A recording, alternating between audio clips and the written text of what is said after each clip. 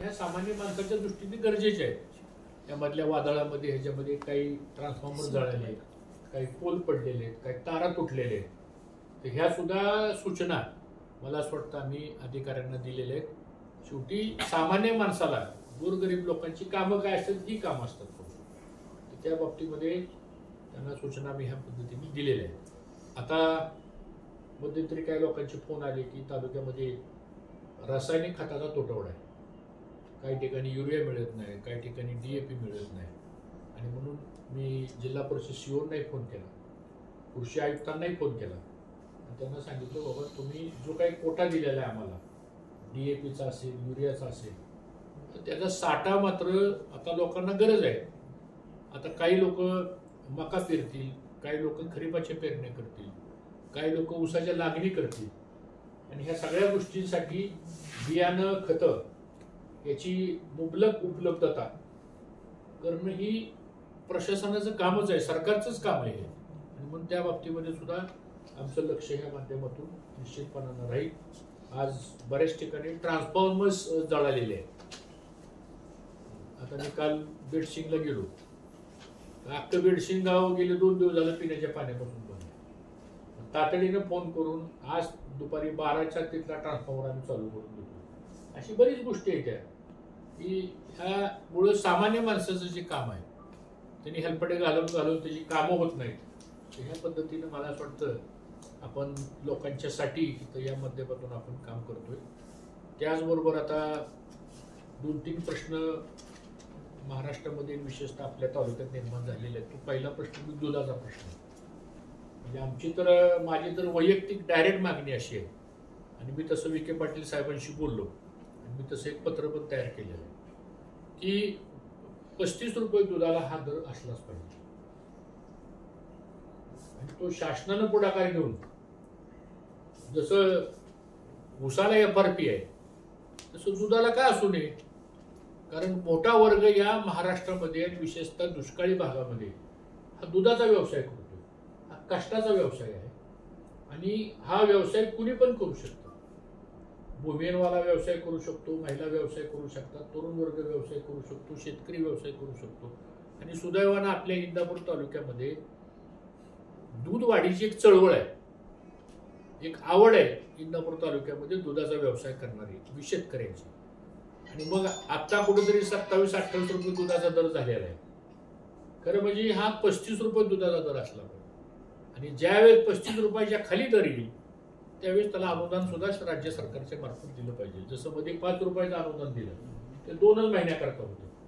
आमची जाहीर मागणी अशी आहे की शेवटी एक मोठा वर्ग आहे या महाराष्ट्रामध्ये दुधाचा व्यवसाय करणार आणि त्याच्या हातावरची पोट आहे. आज एखाद्याच्या सायकलला किंवा गाडीला जर किटली बघितली आपण तर दुकानदार बोलवून त्याला काय पाहिजे ते माल उधार देतो का, त्याची गॅरंटी देतो. म्हणून दुधाचा प्रश्न तातडीने हाताळला पाहिजे. या पद्धतीची आमची या संदर्भातली भूमिका आहे.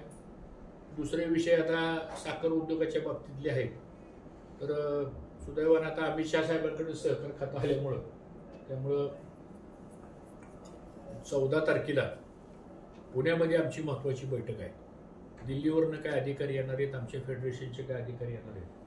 आणि 14 तारखेला मला वाटतं दुपारी 4 वाजता पत्रकार भवनमध्ये आमची एक मोठी पत्रकार परिषद आहे. आणि त्या पत्रकार परिषदेमध्ये काही महत्त्वाचे साखर उद्योगाच्या संदर्भातले विषय हे आम्ही मांडणार आहे. जर आपल्यातल्या काही लोकांना शक्य झालं तर बघा, म्हणजे ज्यांना शक्य होईल किंवा तुमचे कुणी असलेले वरिष्ठ त्यांना सांगा. तर 14 तारखेला आपण 4 वाजता शुक्रवार आहे आणि त्या दिवशी आपण त्याच्यामध्ये MSPचा विषय आहे, FRPचा विषय आहे, इथेनॉलची पॉलिसी आहे, एक्सपोर्ट इम्पोर्टची पॉलिसी आहे. त्याच्यानंतर आता कालच जी पहिली कॅबिनेट झाली मोदी साहेबांची त्याच्यात त्यांनी सांगितलं की 100 दिवसाचा एक कार्यक्रम बनवायला सांगितला आहे त्यांनी, एक 100 दिवसाचा रोडमॅप. तर त्या 100 दिवसाच्या रोडमॅपमध्ये साखर उद्योग घालण्याचा आमचा प्रयत्न आहे. आणि साखर उद्योग म्हणून जर त्याच्यामध्ये घातला तर त्याचा एक मोठा फायदा पुढच्या 10 वर्षामध्ये या देशात जवळजवळ 5.5 ते 6 कोटी ऊस पिकवणारा शेतकरी आहे. मोठा वर्ग आहे त्याच्यामध्ये, त्याच्यावर अवलंबून असणारा एक मोठा वर्ग आहे. तर त्या संदर्भातलं एक धोरण निश्चितपणानं ठरेल. बहुतेक आमची 27 जुलै किंवा 3 ऑगस्टला एक दिवसाची मोठी कार्यशाळा हे भारत मंडपम जे आहे दिल्लीला तिथं घ्यायचं आमचं प्रस्तावित आहे. अजून तारीख कन्फर्म नाही, पण आम्ही तशी पत्र दिलेले आहेत आणि मग त्याचं उद्घाटन प्राईम मिनिस्टरच्या हस्ते करायचं, समारोप अमित शाह साहेबांच्या हस्ते करायचं. आणि मग आता शिवराज सिंग चौहान कृषी मंत्री झालेत, त्यांना आम्ही बोलू. हरदीप सिंग पुरी हे पेट्रोलियम मिनिस्टर आहेत, त्यांना आम्ही बोलू. प्रल्हाद जोशी हे फूड अँड कन्झ्युमर सप्लायचे मंत्री आहेत, त्यांना आम्ही बोलू. पियुष गोयल हे कॉमर्स मिनिस्ट्री आहे. म्हणजे साखर उद्योग 5 डिपार्टमेंटशी संबंधित आहे. म्हणजे अर्थ, commerce ministry, agriculture ministry, food and civil supply ministry आणि सहकार खातं. आणि सुदैवाने हे 5ही मंत्री जे आता झालेले आहेत आणि आपलं सहकार राज्यमंत्री तर आपले पुण्यातलेच आहेत, त्यामुळे आता काही तोही प्रश्न नाही. मुरली अण्णा मोहोळ यांच्याकडे सुद्धा सहकार खात्याची राज्यमंत्री पदाची जबाबदारी दिलेली आहे. त्यामुळे ह्याच्यातून फायदा मला असं वाटतं की ज्या 54 अमेंडमेंट्स ज्या सहकारामध्ये आपण करायचं ठरवलेलं आहे आणि एक स्वतंत्र मंत्रालय निघाल्यामुळं आता खरी गती ह्या 5 वर्षामध्ये ही कोऑपरेटिव्ह मुवमेंटला मिळेल आणि त्यातून मोठ्या प्रमाणामध्ये मग NCDC असेल, या सगळ्या गोष्टी आपल्याला करता येतील. शेवटी सत्तेचा उपयोग हा डेव्हलपमेंटच्या कामामध्ये झाला पाहिजे हे मताचा मी आहे. आणि त्याला काही पदच लागतं अशातलं काही भाग नाही. त्याला प्रामाणिकपणे प्रयत्न लागतात, त्याला प्रामाणिकपणे पाठपुरावा लागतो आणि त्या सगळ्या कामांचा एक अनुभव, अभ्यास हा पण लागतो. कामं कशी करून घ्यायची, कशी आणायची आणि त्याच्यातून सगळ्यांचा फायदा कसा होईल, ठराविक लोकांचा नाही, सगळ्यांचा फायदा कसा होईल हे आपल्याला बघणं गरजेचं आहे. आणि त्या दृष्टीने मला वाटतं आपण नियोजन करू. असे साधारणतः एक 4-5 विषय आपल्यासमोर मांडायचे होते. कारण निकाल लागल्यानंतर आम्हाला मुंबईला बोलवलं, 2 दिवस मुंबईला बैठक झाली. त्याच्यानंतर परत दिल्लीला 2 दिवस जावं लागलं. आमची SDFची बोर्ड मीटिंग होती. परत काल शपथविधीला जावं लागलं. त्यामुळे 4-5 दिवस निकाल लागल्यानंतर काही इथं मी उपस्थित नव्हतो. पण म्हणलं आता काल आलो दुपारी, मला आज आपल्याशी बोलावं. आणि एकच आपल्याला विनंती अशी सगळ्या पत्रकारांना आहे की आपल्या डोक्यातल्या जरी काही कल्पना असल्या वेगवेगळ्या पद्धतीनं, तर ह्या तालुक्याला आत्तापर्यंत केंद्राची मदतीची आवश्यकता आहे असं माझं मत आहे. आणि केंद्राची मदत ही मी जे बऱ्याच ठिकाणी भाषणामध्ये जी बोलत होतो, ते विचारांती बोलत होतो मी, असं काही कुठलं वेग बोलत नव्हतो. मग त्याच्यामध्ये काही सिंचनाचे आराखडे असतील, काही सोलर एनर्जीचे प्रोजेक्ट असतील, काही उद्योगधंदे असतील, काही मायक्रो इंडस्ट्रीचे प्रश्न असतील, काही महिलांच्याकरता काही आपण करू शकतो का, अशा सगळ्या प्रश्नांच्या संदर्भामध्ये मला वाटतं आपल्याला हे काम निश्चितपणानं करावं लागेल. जी दुर्घटना कळाशीला घडली मध्यंतरच्या काळामध्ये ते वाईट झालं. मी तिथं श्रद्धांजली अर्पण करतो. फार वाईट घटना घडली, काही कुटुंब त्याच्यामध्ये उद्ध्वस्त झाली. तो सुद्धा प्रश्न फार ऐरणीवर आहे की तिथं पूल कसा असावा, कुठं असावा, तो पूल करताना सुद्धा स्थानिक मच्छीमारांना पण त्रास होणे ते बघितलं पाहिजे.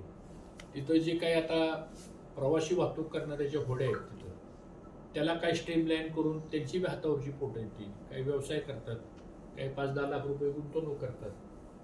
तिथं पण काही ट्रेनिंग देणं म्हणा, लाईफ जॅकेट्स वगैरे त्या ह्याच्यामध्ये ठेवणं म्हणा, किंवा त्याला चांगल्या प्रकारचं तिथं सेंटर उभा करणं म्हणा, काही हवामान खात्याच्या सूचना देणं म्हणा. आता टेक्नॉलॉजी खूप पुढे गेलेली आहे.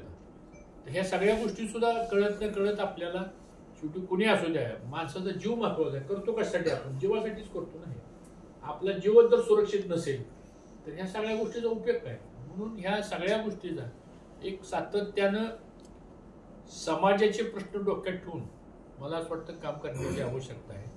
आणि प्रशासन, लोकप्रतिनिधी आणि जनता याचा समन्वय पण असला पाहिजे.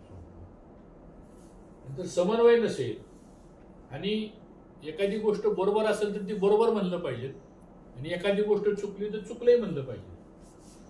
कारण शेवटी लोकशाहीमधली प्रशासकाची व्यवस्था आहे सगळी. अशा पद्धतीनं आपण पुढे जाऊ.